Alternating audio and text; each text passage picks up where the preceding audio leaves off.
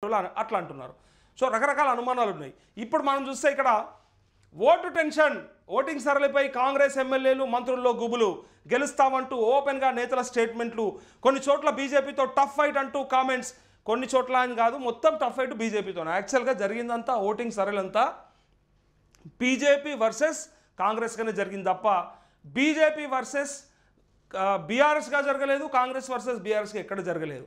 ఒకే ఒక్క సీట్లో జరిగింది. అదేందో కూడా ఇవ్వాలి, నేను మన అనాలిసిస్లో చెప్తా. ఏ సీట్ల బీఆర్ఎస్ వర్సెస్ కాంగ్రెస్ అండ్ బీజేపీగా జరిగిందో నేను చెప్తా. ఒకే ఒక్క సీట్లో జరిగింది, మిగిలిన అన్ని చోట్ల కూడా కాంగ్రెస్ వర్సెస్ బీజేపీగానే జరిగింది. ఇది వాస్తవం. కాకపోతే గెలుస్తామంటూ ఓపెన్గా నేతల స్టేట్మెంట్లు ఎవరి కాడ అదే చెప్తాడు. పరీక్షలు రాసిన పోరాన్ని ఎవరిని అడిగినా, అలా బాపు అడిగినా, వాళ్ళ అమ్మ అడిగినా, ఖచ్చితంగా పాస్ అవుతా బాపు, మస్తు రాసిన అంటాడు. ఎందుకోసం అంటే లేకపోతే ఈ బలుగుతుంది. ఈ మధ్యలో వాడు ఆ కాన్ఫిడెన్స్తో ఉండాలి. గెలిచిండు అనుకో, అంటే పాస్ అయ్యండి అనుకో, చెప్పొచ్చు బాపు నేను చెప్పలేదా, అందుకోసమే బరాబర్ రాసిన బాపు, ఇగో అందుకే గ్యారెంటీగా చెప్పినా అంటాడు. పోయిందనుకో, నేను మంచిగానే రాసిన కానీ ఏమో అయిపోయింది, అది దిద్దటోడు చక్కగా దిద్దలేడేమో అని ఒకడు అంటాడు. అరే ఏమో అయింది, అది నేను రాసిన ఆన్సర్ మనకు అర్థం కాలేదని ఒకటి చెప్తాడు. ఇట్లా రకరకాల ఏమందాడు చెప్పినప్పుడు నేతలు కూడా ఏం చెప్తారంటే, ఇవాళనేమో పోలింగ్ అయ్యేదాకా నేనే గెలుస్తున్నా ఛాలెంజ్ అని చెప్తారు. పోలింగ్ అయినాడు మనదే ఇక మనకే పడ్డాయట ఓట్లు అని చెప్తారు. రిజల్ట్స్ వచ్చే ముందు రోజు ఏ రిజల్ట్స్ ఇచ్చినా ప్రజలకే వదిలేస్తా, ప్రజల అభీష్టం మేరకు ఎవరిని ఎన్నుకున్నా ఇది ప్రజాస్వామ్యంలో ఏమున్నది, నాకు ఇచ్చిన అవకాశం ఒకటే, ఎవరికి ఇచ్చిన ఒకటే. సో నేను ఇంకా మరింత మెరుగ్గా పనిచేయాలనేమో, అందుకోసమే నాకు అవకాశం ఇస్తారో లేదో చూడాలనేమో అని ఆ రోజు చెప్తారు. ఇక ఓడిపోయిన తెల్లారైతే ఇక ముచ్చట చెప్తారు. అయితే ఇక ప్రజలకు నేను ఇంకా చేయాల్సింది చాలా ఉండేనేమో, అందుకోసమే వాళ్ళు నన్ను ఎన్నుకోలేదేమో అని చెప్పేసి లాస్ట్కి చెప్తారు. సో ఓన్కి నచ్చినట్టు వాడు చెప్పుకుంటూ ఉంటాడు. ఇప్పుడు మాత్రం గెలుస్తామనే చెప్పుకోవాలి. ఇలా కొన్ని చోట్ల బీజేపీతో టఫ్ ఫైట్ అంటూ కామెంట్స్, నేతలను దడదడలాడిస్తున్న డైవర్ట్ అవుటు, అన్ని మండలాల నుంచి రిపోర్టు కోరిన సీఎం, పోటాపోటీ ఉన్న సెగ్మెంట్లపై స్పెషల్ ఫోకస్, ఇంటి నుంచే పార్టీ నాయకులతో సమీక్ష అంటూ పార్లమెంట్ ఎన్నికల పోలింగ్ సర్లు చూసిన తర్వాత కాంగ్రెస్ నాయకుల్లో గెలుపోవటంలో మెజారిటీ అంశాలపై డిస్కస్ చురువైంది. తమ పార్టీకే మెజారిటీ సీట్లు వస్తాయని వారు పైకి ధీమా వ్యక్తం చేస్తున్న లోపల మాత్రం అన్ని సీట్లు గెలుస్తామా, లోపల డొల్లా. అందరికీ అదే పరిస్థితి. ఎట్లా అంటే పరీక్ష రాసిన విద్యార్థికి ఉండే పరిస్థితి ఉంటుంది, వీళ్ళకు కూడా అనేక గుబులు వారిని వెంటాడుతుంది. అనేక నియోజకవర్గాల్లో బీజేపీ గట్టి పోటీ ఇవ్వడమే ఇందుకు కారణమని టాక్ వారి నుంచి వినిపిస్తుంది. మరోవైపు కొన్ని చోట్ల బీఆర్ఎస్ ఓటు బ్యాంకు బీజేపీకి డైవర్ట్ అయ్యిందనే ప్రచారం జరుగుతున్నదని, అదే జరిగితే తమ అభ్యర్థుల విజయ అవకాశాలపై ప్రభావం చూపుతుందనే టెన్షన్ కాంగ్రెస్ లీడర్లను వెంటాడుతుంది. అంటే వాస్తవంగా జరిగింది కూడా అదే. అన్ని చోట్ల కూడా బీజేపీనే పోటీ కాంగ్రెస్కి, బీఆర్ఎస్ ఎక్కడ కూడా పోటీ లేదు.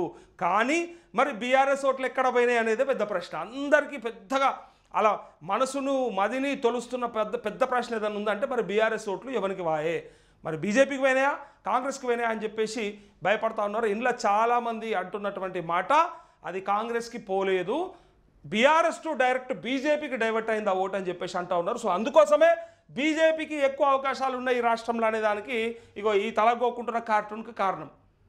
వాళ్ళకి డౌట్ వచ్చేసిందిగా, కాంగ్రెస్ నేతలకు కూడా డౌట్ వచ్చేసింది. వీళ్ళ ఓటు బ్యాంకు వీళ్ళకు ఉంటే ఉండొచ్చు కాక, కానీ బీఆర్ఎస్ ఓటు బ్యాంకు కూడా బీజేపీకి డైవర్ట్ అయిందనే ప్రజల్లో వినిపిస్తున్నటువంటి టాక్ ఏదైతే ఉన్నదో ఇగో దానికి సంబంధించినటువంటి టెన్షనే ఇది. ఇక మరోవైపు కొన్ని చోట్ల బీఆర్ఎస్ ఓటు బ్యాంకు బీజేపీకి డైవర్ట్ అయిందనే ప్రచారం జరుగుతుంది. అదే జరిగితే తమ అభ్యర్థుల విజయావకాశాలపై ప్రభావం చూపుతుందనే టెన్షన్ కాంగ్రెస్ లీడర్లను వెంటాడుతుంది. 6 గ్యారంటీలు వర్కౌట్ అయ్యాయా? ఏమి కాలే. 6 గ్యారంటీలు వర్కౌటే కాలే. ఎందుకు కాలేదో కూడా చెప్తాను నేను, మన అనాలిసిస్లో చెప్తాను నేను. 6 గ్యారంటీలలో ఏం నష్టమైంది వాళ్ళకి.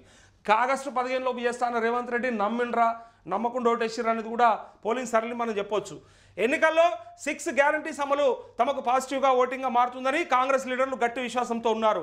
అందుకే 100 రోజుల పాలనకు రెఫరెండం అని ప్రకటించారు. కానీ పోలింగ్ సరళి చూసిన తర్వాత భయం అవుతుంది. పోలింగ్ సరళి చూసినాక ఒక్కొక్కరికి ఎట్లా భయం అవుతుందంటే, అరే ఎట్లా మరి పరిస్థితి, మనం బయటపడతామా? ఎవ్వరిని చూడు అన్న మనం బయటపడతామంట వానే కాడికి వచ్చింది. ఎక్కడి నుంచి?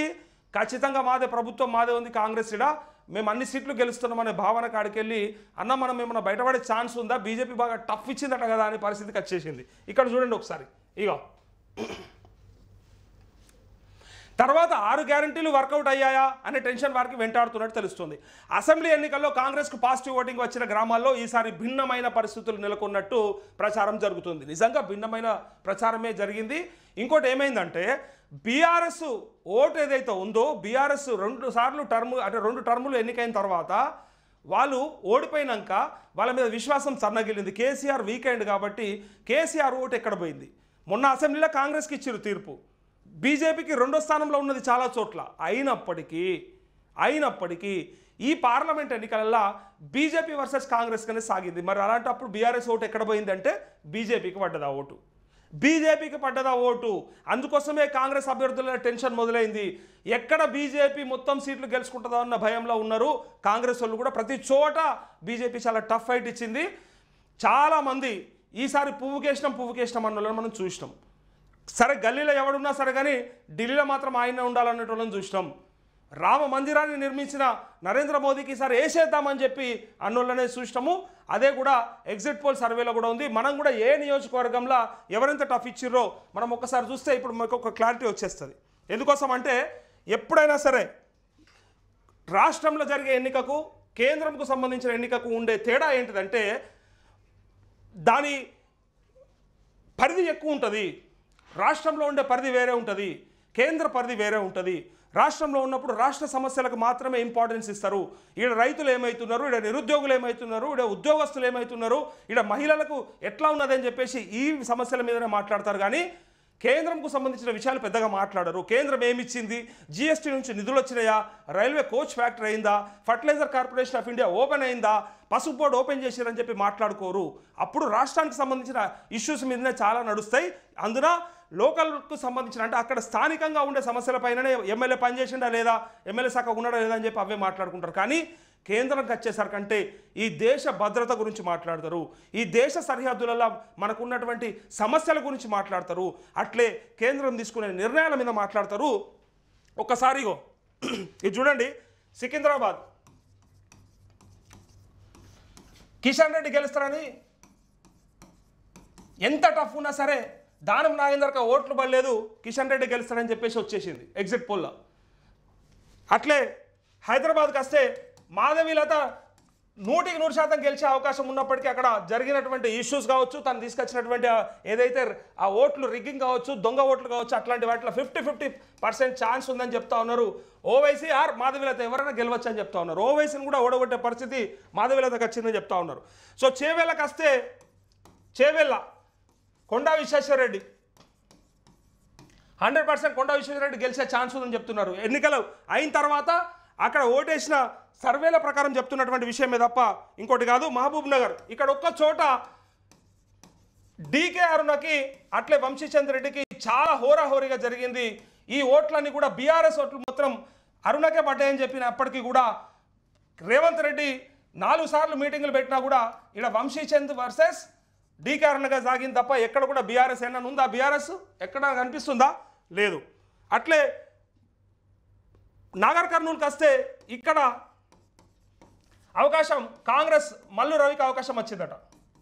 అక్కడ పడ్డటువంటి ఓట్లు ఇక్కడ కూడా బీజేపీ వర్సెస్ కాంగ్రెస్గానే సాగింది, కానీ ఇక్కడ మాత్రం మల్లు రవికి అవకాశం వచ్చిందట. సో నల్లగొండకి వస్తే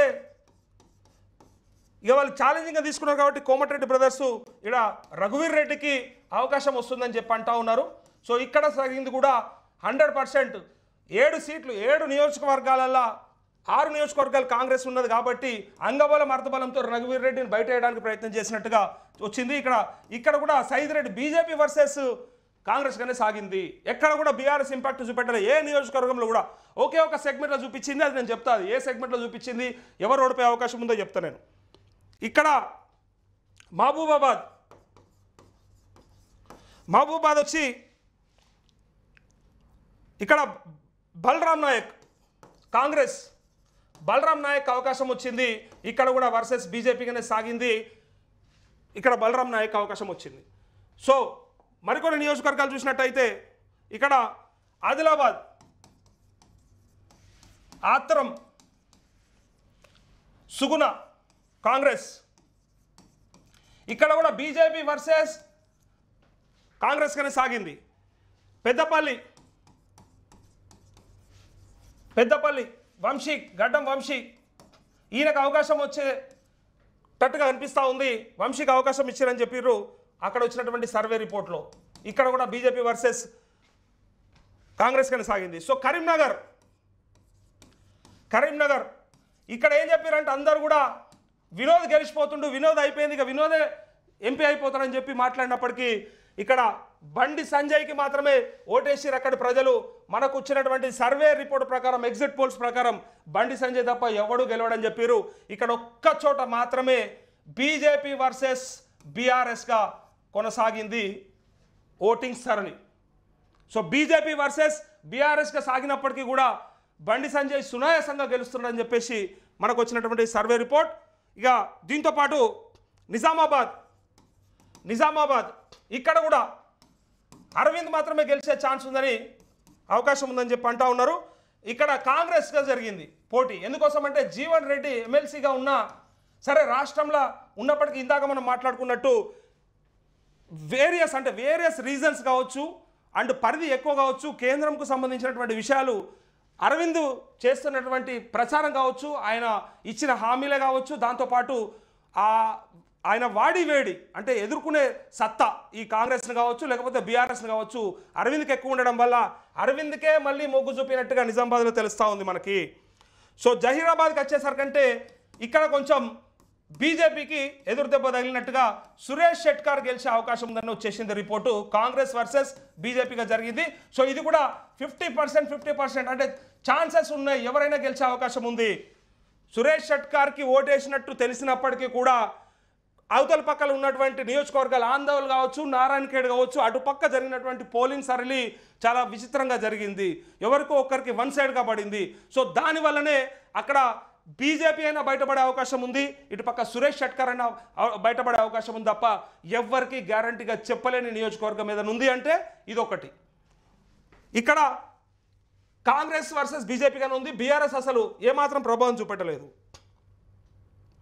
సో మెదక్ వస్తే అతి ముఖ్యమైన నియోజకవర్గం రఘునందన్ రావు వర్సెస్ నీలం మధు వర్సెస్ వెంకట్రామరెడ్డి. ఎవడు ఏం చెప్పినా అట్లెట్లయితుంది ఇట్లెట్లయితుంది అంటే గట్టినే అవుతుంది. ముగ్గురి త్రిముఖ పోటీ జరిగింది. ముగ్గురి మధ్యలో ఎవరు బయటపడతారనేది చాలా చిత్రంగా ఉంది. ఎవరు చెప్పినా కూడా ఇది నమ్మబుద్ధి కాదు.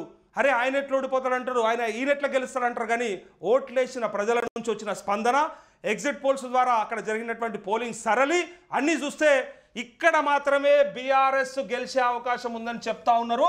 ఇది మింగుడు పడని సత్యం, ఎవడు ఏమనుకున్నా కూడా. ఎందుకంటే ప్రజల నుంచి వచ్చిన స్పందన చెప్పాలి. కానీ నాకు ఈ నాయకుడు అంటే ఇష్టం, నేను ఈ పార్టీని మోస్తా, ఈ పార్టీ అంటే నాకు ఫేవర్, ఆ పార్టీ ప్యాకేజీలు ఇచ్చిందా, ఇవన్నీ పిచ్చి ముచ్చట్లు అని చెప్తున్నా. వెంకట్రామరెడ్డి మాత్రం ప్రభావం చూపించిండు. దానికి కారణాలు చాలా ఉన్నాయి. నేను దాన్ని స్పెషల్గా మళ్ళీ అనాలిసిస్ చేస్తా ఎందుకోసం వెంకట్రామరెడ్డికి ఓట్లు పడ్డాయి. అయితే ఇక్కడ ఏంటంటే రఘునందన్ రావు చాలా స్ట్రాంగ్ క్యాండిడేటు. దాంతోపాటు నీలం మధుకు ప్రభుత్వం మొత్తం అండగా ఉండి ముదిరాజు ఓట్లు మొత్తం సాధించినప్పటికీ కూడా ఇద్దరి పోటీలో మూడోడు బయటపడే అవకాశం ఉందని చెప్పి అంటా ఉన్నారు. వీళ్ళిద్దరి కొట్లాటల బయటపడేది మాత్రం వెంకట్రామరెడ్డి అని చెప్పేసి అక్కడ నుంచి ప్రజల నుంచి వస్తున్నటువంటి స్పందన చెప్పిన తప్ప ఇందులో ఎవ్వరు గెలుస్తారని ఎవ్వడు చెప్పలేడు. ఎందుకోసం అంటే అత్యంత కీలకమైనటువంటి నియోజకవర్గం ఏదైనా ఉన్నదంటే ఇన్ని సెగ్మెంట్లలో మనం ఎవరు గెలుస్తాడు, ఎవరికి అవకాశం ఉంది, ఎవరికి ఓట్లు ఎక్కువ పడ్డాయని చెప్పగలిగారు. కానీ మెదక్లా చెప్పే దమ్ము ధైర్యం ఎవడు చేస్తలేడు, చెయ్యరు కూడా. ఎగ్జిట్ పోల్స్ కూడా రావు, సర్వేలో చెప్పినా కూడా అది తప్పు అవుతుంది. నేను ఇవాళ వెంకట్రామరెడ్డి గెలుస్తాడని చెప్పినా కూడా రేపు రఘునందన్ రావు బయటపడవచ్చు. నేను ఇవాళ నీలం మధుకు చాలా ఓట్లు పడ్డాయి, ఖచ్చితంగా నీలం మధు గెలుస్తాడని చెప్పినా కూడా రేపు రఘునందన్ రావు గెలవచ్చు. ఎందుకోసం అంటే ముగ్గురు బలమైన అభ్యర్థులు, ముగ్గురు సింహాలు లెక్క కొట్లాడిన సందర్భం ఏదైనా ఉన్నదంటే అక్కడే. ఈయన సింహమా కాదా అంటే మళ్ళీ నేను సింహం లెక్క పోలుస్తలేను, కానీ ఆయన వెనకాల ఒక శక్తి పనిచేసింది. అది అక్కడ హరీష్ రావే కావచ్చు లేకపోతే కేసీఆర్ కావచ్చు, కానీ ప్రతిష్టాత్మకంగా తీసుకున్నారు. మెదక్ సీట్ల ఖచ్చితంగా కూడా వెంకట్రామరెడ్డిని గెలిపించాలని చెప్పి ప్రయత్నం చేసిర్రు. ఈయన విపరీతంగా డబ్బులు కూడా పంపిణీ చేసిండట. మరి డబ్బులు పంపిణీ చేసినాక డబ్బులకు ఓటేసేటోడు ఉన్నాక గెలవడా? చెప్పలేం కదా. డబ్బులకు ఓటేసేటోళ్ళు కూడా ఉన్నారు కదా. అట్లా అనుకుంటే మన దుబ్బాకలో రఘునందన్ రావు ఓడిపోవద్దు కదా, 50,000 తేడాతో ఓడిపోవద్దు కదా. సో అలాంటప్పుడు ఏదైనా జరిగే నియోజకవర్గం ఏదైనా ఉన్నదంటే మెదక్ మాత్రమే. మిగతా అన్నీ కూడా చాలా సునాయాసంగా చెప్పగలిగినరు, చెప్తున్నారు. సర్వేలు కూడా చెప్తాయి, రేపు ఎగ్జిట్ పోల్స్ కూడా చెప్తాయి. ఇందులో మనకు వచ్చిన వాహిని టీవీ సర్వే ద్వారా కూడా మిగిలిన నియోజకవర్గాలని చెప్పగలిగినాం. కానీ ఒక్క మెదక్ మాత్రం చెప్పకపోవడానికి కారణము నీలం మధు పోటీలో లేకపోయినా రఘునందన్ రావుకు చాలా ఈజీ అవుతుండే. రఘునందన్ రావు లేకపోతే నీలమ్మధు గెలిచేటోడు. కానీ వీళ్ళిద్దరూ బలంగా పోరాటం చేసి ఈయనను బయటేసేటట్టు కనపడతా ఉంది. ఇది కామారెడ్డిలో జరిగింది. మళ్ళీ ఏదో సోది చెప్పి మరి అట్లెట్లయింది ఇట్లెట్లయింది కాదు. అసలు కారణం ఉన్న కామారెడ్డిలో రేవంత్ రెడ్డి అట్లే కేసీఆర్ కొట్లాడితే ఎవడు బయటపడ్డాడు? ఎవరికి ఇచ్చిన అవకాశము అంటే కాటిపల్లి వెంకటరమణారెడ్డికి ఇచ్చిన అవకాశము. జరుగుతాయి అట్లా కొన్నిసార్లు. ఇద్దరు బలంగా ప్రత్యర్థులు కొట్లాడుతున్నప్పుడు ఇటువాటు కాకుండా మూడో వైపుకు మళ్ళీ ఓట్లు ఉంటాయి.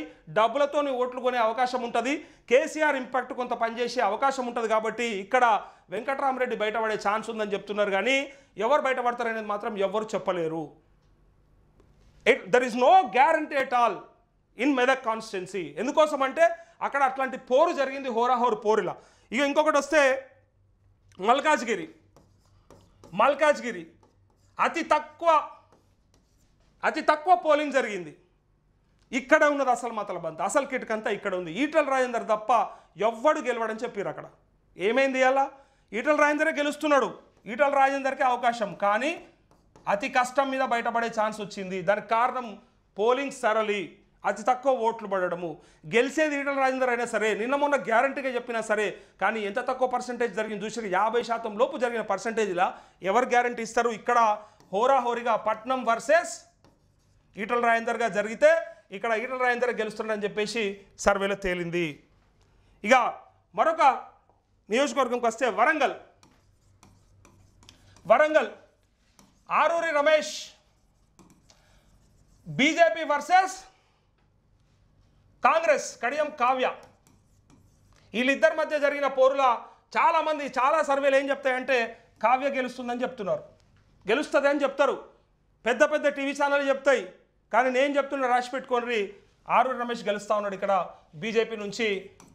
ఇక్కడ డౌట్ పడాల్సిన అవసరం ఏం లేదు. అంత పక్కాగా ఉన్నటువంటి ఇన్ఫర్మేషనే మేము మీతో షేర్ చేసుకోదలుచుకున్నాం.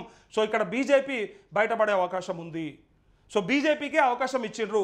కడియం శ్రీహరి చేసినటువంటి విశ్వాసఘాతకం ఏదైతే ఉందో దానివల్ల ఆయనని నమ్మే పరిస్థితులు లేరు. ఇలా మొన్న కేసీఆర్ గొంతు కోసి వచ్చిన కడియం శ్రీహరి రేపు పొద్దుగాల బీజేపీని కూడా ఇట్లనే చెప్తాడు, బీజేపీలో కూడా ఇదే చేస్తారని చెప్పి ఎట్లయినా సరే ఈ క్యాండిడేట్ని గెలవనియద్దని చెప్పి ప్రజలంతా కూడా బీజేపీ వైపే. ఇదేమి ఆరూరి రమేష్ గొప్పతనం కాదు. ఇక్కడ చాలామంది ఏమనుకుంటారంటే ఆరూరి రమేష్ వర్ధన్నపేటలో 2 సార్లు చాలా అత్యధిక మెజారిటీతో, హరీష్ రావు తర్వాత 2వ స్థానంలో ఉన్నాడు, అత్యధిక మెజారిటీతో గెలిచిండంటే ఆయన నియోజకవర్గంతో పాటు పూర్తిగా 7 నియోజకవర్గాలలో ఈయన వెంట ఉంది సైన్యం, బీజేపీ సైన్యం. వాళ్ళు చేయించిన ఆ పోరాటం వాళ్ళ వల్ల జరిగినటువంటి ఏదైతే ఆ ఓటింగ్ ఉందో దానివల్లనే బయటపడతా ఉన్నాడు. అండ్ నరేంద్ర మోడీ చరిష్మా వల్ల గెలిచే సీట్ ఏదైనా ఉందంటే ఆరూరి రమేష్ది, అది వరంగల్ది. పూర్తిగా నరేంద్ర మోడీ గారి ఇంపాక్ట్ మాత్రమే ఉన్నటువంటి సీటు ఇక్కడ. మిగిలిన అన్నిట్లలో ఉంటుంది, కానీ ఓన్లీ మోడీ వల్లనే గెలవాల్సిన సీట్ ఏదైనా ఉందంటే గిదే. ఆయన సొంతంగా ఏం లే, ఆయన కూడా పార్టీలకి వెళ్ళి వచ్చినోడే, పక్క పార్టీలకి వెళ్ళి బీఆర్ఎస్లోకి వెళ్ళి వచ్చినోడే, అలాంటోడే. అయినప్పటికీ కూడా ఆయన ఆదరించడానికి కారణం ఏంటిదంటే ఈయన బీఆర్ఎస్లా కేసీఆర్ని విశ్వాసఘాతకం చేసి వచ్చి ఇలా నీతులు చెప్తా ఉంటే ఆయనను భరించలేకపోయింది. ఒకవేళ కడియం కావ్య బీఆర్ఎస్లో టికెట్ ఉండి అక్కడనే ఆడే ప్రయత్నం చేసి ఉంటే అర్థమైపోయేది కదా. సో అక్కడ ఉండకుండా ఇందులోకి వచ్చిరంటే వాళ్ళ స్వలాభం కోసం, స్వార్థం కోసం అనే విషయం అయితే బయటకు వచ్చింది కదా. బీఆర్ఎస్కి ఇక పుట్టగతులు లేవు, ఇక బతకదు అని చెప్పి తెలిసిన తర్వాత ఈ ఎట్లయినా పార్టీ మళ్ళీ పోతుంది, మునుగుతుంది. కడియం శ్రీహరి మళ్ళీ భవిష్యత్తులో ఎక్కడ ఉండకుండా పోతాడనే భయంతో కాంగ్రెస్లోకి వచ్చిండు. అంతే తప్ప ఈ ప్రజల మీద ప్రేమతోనో, ప్రజల కోసమో, ప్రజలను ఉద్ధరించడానికో పార్టీ మారలేదనే విషయాన్ని గ్రహించిండ్రు. గ్రహిస్తేనే కడియం కావ్యకు పడాల్సినటువంటి ఓట్లు మొత్తం కూడా ఆరూరి రమేష్కి పడితే ఇది నరేంద్ర మోడీ చరిష్మా వల్ల గెలిచే సీట్ అవుతుంది. ఇది ఇక ఖమ్మంకి వస్తే కాంగ్రెస్ గెలిచే అవకాశం వచ్చింది ఇక్కడ. సో బీఆర్ఎస్ ప్రభావం చూపించినటువంటి నియోజకవర్గం ఒకటే మెదక్. ఇది తప్ప మిగతా ఏ సెగ్మెంట్లో కూడా ప్రభావం చూపలేకపోయింది. దానివల్ల కాంగ్రెస్ వర్సెస్ బీజేపీగానే పోటీ ఉండింది. ఆ పోటీలో అత్యధిక సీట్లు గెలిచేది ఎవరన్నా ఉన్నారంటే అవకాశం బీజేపీ అంటా ఉన్నారు. ఇది పరిస్థితి ఇక్కడ. ఓవరాల్గా బీజేపీకి ఎక్కువ సీట్లు వచ్చే అవకాశం ఉందంటా ఉన్నారు. అది 8 నుంచి 10 సీట్లు వచ్చినా ఆశ్చర్యపోయే అవసరం లేదంటా ఉన్నారు. డబల్ డిజిట్ సాధ్యమని అంటా ఉన్నారు.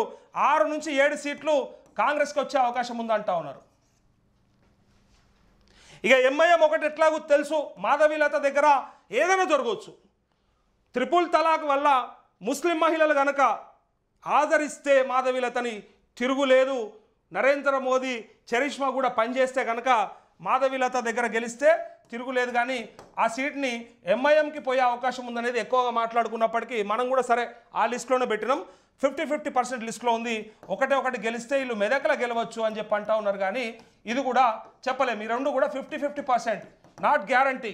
మెదక్ అండ్ హైదరాబాద్ ఈ రెండు కూడా ఎవరు చెప్పలేని పరిస్థితి. అయితే 8 నుంచి 10 సీట్లు వచ్చే అవకాశం బీజేపీకి ఉందని చెప్పినాక కాంగ్రెస్ నాయకులలో టెన్షన్ ఎందుకు ఉండదుగా? మొన్నటిదాకా ఒక లెక్క, ఎన్నికలు అయ్యేదాకా ఒక లెక్క, ఎన్నికలు అయ్యేటప్పుడు ఒక లెక్క, ఎన్నికలు అయిన తర్వాత తెల్లారు ఒక లెక్క. లెక్కలన్నీ తారుమారైపోయినాయి. ఆగమాగం ఉన్నారు. కాంగ్రెస్ వాళ్ళు భయంతో ఉన్నారు. అరే ఏంది పరిస్థితి? మేము అనుకున్నది ఏంది? రాష్ట్రంలో మేము ఇచ్చిన 6 గ్యారెంటీలు ఏంది? ఆ 15 ఆగస్టు లోపు మేము చేస్తాన్న రుణమాఫీని చూసన్న ఓటేస్తారు అనుకుంటే ఇల్లే రుణమాఫీని ఎవడు నమ్మలే. ఎట్లాగో అవకాశం ఉన్నది, ఎక్కువ సీట్లు ఇస్తేనే చేస్తా అని చెప్తే అయితే ఊరుకోరు. కాబట్టి ఎట్లాగూ చేయాల్సిందే, లేదంటే రాజీనామా చేయాల్సిందే. ఇగో ఈ దానికోసము కాంగ్రెస్కి ఇచ్చినటువంటి అవకాశం ఏదైతే ఉందో రాష్ట్రంలో, కేంద్రంలో డెఫినెట్గా బీజేపీ ప్రభుత్వం ఉంటే బాగుంటుందని ప్రజలు విస్తృతంగా చర్చించుకున్నారు, ఆలోచించుకున్నారు, అనుకున్నారు. కాబట్టి ఏసీ ఎక్కువ సీట్లు బీజేపీకి ఇచ్చే అవకాశం ఉందని చెప్పేసి ప్రజలంతా కూడా వన్ సైడెడ్గా అతి తక్కువ సీట్లతో 2వ స్థానంలో కాంగ్రెస్ ఉండే అవకాశంకి వచ్చేసింది. నిన్న మొన్నటి దాకా కాంగ్రెసే నెంబర్ 1 ఉంటుంది, కాంగ్రెస్కే ఎక్కువ సీట్లు వస్తాయని చెప్పిన వాళ్ళంతా కూడా ఇప్పుడు చెప్తా ఉన్నారు నీతులు. ఇలా చెప్తా ఉన్నారు ఎవరికి ఎన్ని సీట్లు వస్తాయి ఏంది అని అంటే ఎగ్జిట్ పోల్స్ తర్వాత అర్థమైపోయిన విషయం ఏంటంటే బీజేపీయే ప్రభావం చూపించింది.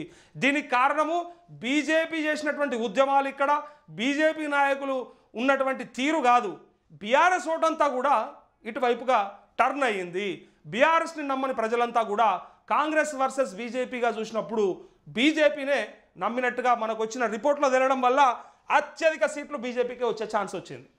సో మొత్తానికి రాష్ట్రంలో ఈ వేవ్ చూస్తూ ఉంటే కేంద్రంలో ఎన్ని సీట్లు వస్తాయో ఎవరైనా ఊహించవచ్చు. 400 పార్ అంటారా, లేకపోతే 372 అంటారా, 364 అంటారా, కానీ ఎక్కడ చూసినా కూడా నరేంద్ర మోదీకి మాత్రం ఎలాంటి ఇబ్బంది లేదు. సింగిల్ లార్జెస్ట్ పార్టీగా ఎన్డీఏ కూటమిగా కూడా అవసరం లేదు. ఇండిపెండెంట్గా ఇండివిజువల్గా బీజేపీకే ఇన్ని సీట్లు వచ్చే ఛాన్స్ ఉంది. ఈసారి మాత్రం ఇట్లాంటి నిర్ణయాలు, చారిత్రాత్మక నిర్ణయాలు తీసుకున్నటువంటి బీజేపీ ఈ 5 ఏళ్లలో తీసుకోవాల్సిన ఇంకా ఉన్నాయని భావించిన ప్రజలు బీజేపీ కోటేయడం వల్లనే తప్ప ఇంకోటి ఏం లేదు. ఈ 5 ఏళ్లలో ప్రజలు కోరుకున్నవి, ప్రజలు ఎక్స్పెక్ట్ చేసినవి నరేంద్ర మోదీ గారు చెయ్యాలని, చేస్తారని చెప్పి కూడా అనుకుంటా ఉన్నాం. ఇది ఈ సర్వేలో తేలినటువంటి విషయం. ఇక ఇక్కడ వార్తల్లోకి వస్తే ఒకసారి చూడండి.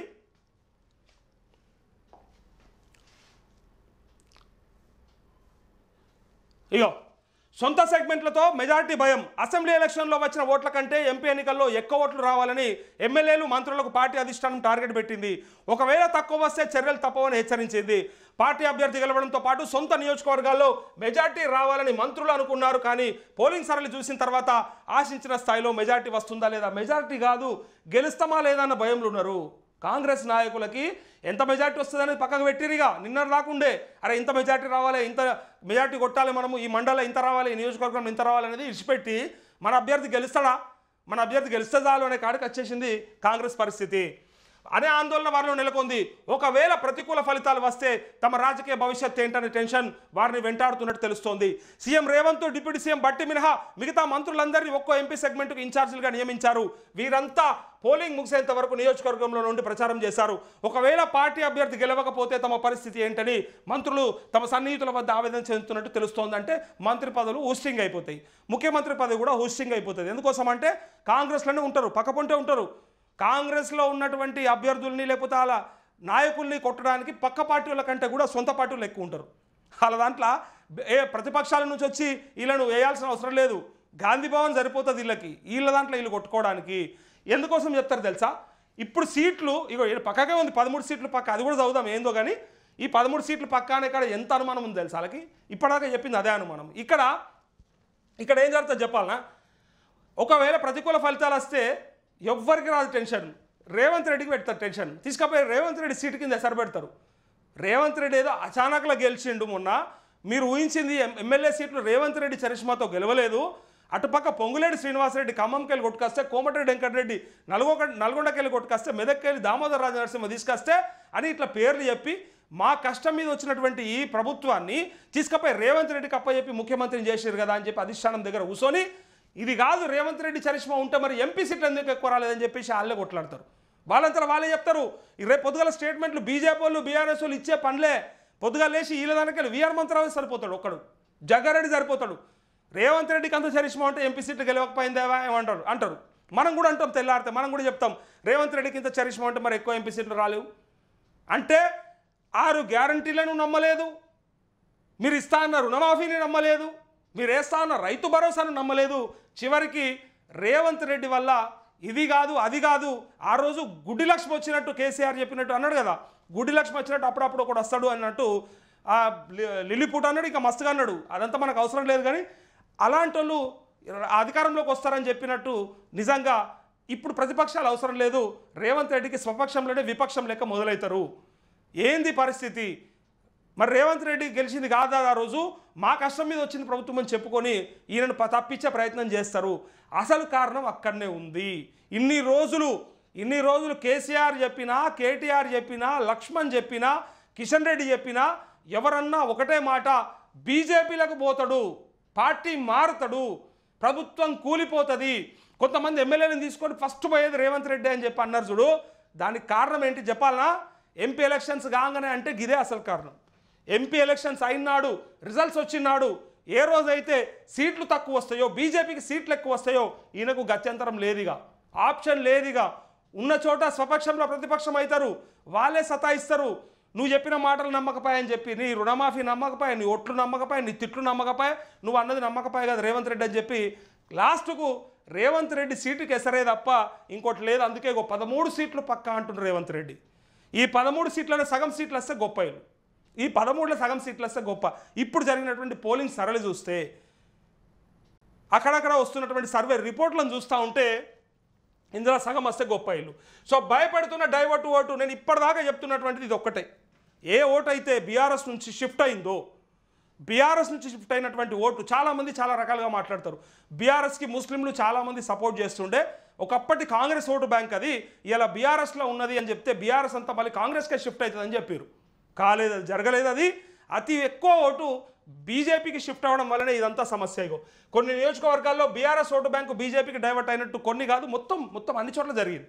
ఒకే ఒక్క మెదక్లో జరగలేదు తప్ప అన్ని చోట్ల బీఆర్ఎస్ ఓటు పూర్తిగా బీజేపీకే షిఫ్ట్ అయిందట అనుమానం వ్యక్తం అవుతూ ఉన్నాయి. ప్రధానంగా మహబూబ్ నగర్, చేవెళ్ళ, మెదక్, భువనగిరి, ఆదిలాబాద్ ఎంపీ సెగ్మెంట్లో ఈ పరిస్థితులు ఉన్నట్టు కాంగ్రెస్ అంచనా వేస్తుంది.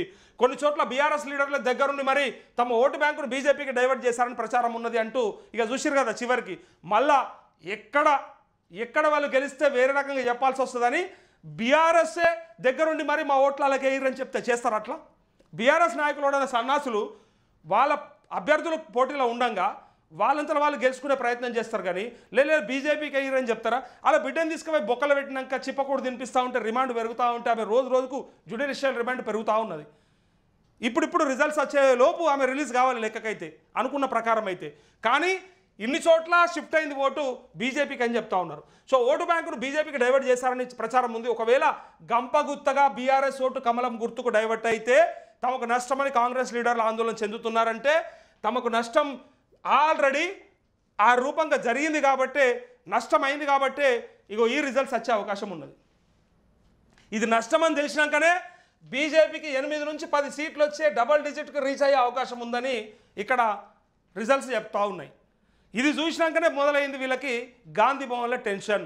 అందుకే ముఖ్యమంత్రి రేవంత్ రెడ్డి ఇంట్లో కూర్చొని రిపోర్ట్లు తెప్పించుకుంటా ప్రతి మండలంకి వెళ్ళి ఎన్ని ఓట్లు పడ్డాయి, మనకు ఎంత అవకాశం ఉన్నది, పోలింగ్ సరళి జరిగిన విధానం ఏంది అని చెప్పేసి ఇవన్నీ కూడా కనుక్కొని ప్రయత్నం చేస్తూ ఉంటే తీరా చూస్తే బీజేపీకి ఎక్కువ సీట్లు వచ్చే అవకాశం ఉందట. సో ప్రజలు ఇచ్చిన తీర్పు ఏంటిదంటే బీజేపీనే అని అంటా ఉన్నారు. సో ఇక్కడ ఇగో పార్లమెంట్ ఓటింగ్ సరళిపై అందుబాటులో ఉన్న ఎమ్మెల్యేలు, మంత్రులు, అభ్యర్థులు, లీడర్లతో సీఎం రేవంత్ రెడ్డి సమీక్ష నిర్వహించారు. అన్ని చోట్ల పరిస్థితి ఎలా ఉన్నదనే విషయాలను ఆరా తీశారు. ఈసారి కాంగ్రెస్ ఓట్ల శాతం పెరుగుతుందని ధీమా వ్యక్తం చేశారు. అయితే మండలాల వారీగా పోలింగ్ సరళిపై లీడర్ల నుంచి సీఎం రిపోర్ట్ అడిగినట్టు తెలుస్తోంది. కాంగ్రెస్కు బీజేపీకి ఎన్ని ఓట్లు పడ్డాయో అంచనాలతో సహా రిపోర్ట్ ఇవ్వాలని కోరినట్టు సమాచారము. సో దాని ఆధారంగా కాంగ్రెస్ అభ్యర్థులు ఎంత మెజారిటీతో విజయం సాధిస్తారనే విషయంపై క్లారిటీ వస్తుందని సీఎం భావిస్తున్నట్టు తెలుస్తోంది. అంటే మెజారిటీ కోసం అని చెప్పారు కానీ మెజారిటీ కాదేం కాదు, గెలుస్తారా, అసలు మన క్యాండిడేట్లు ఎక్కడైనా పర్ఫామ్ చేసిర్రా, గెలిచే అవకాశం ఉందా లేదా అని చెప్పేసి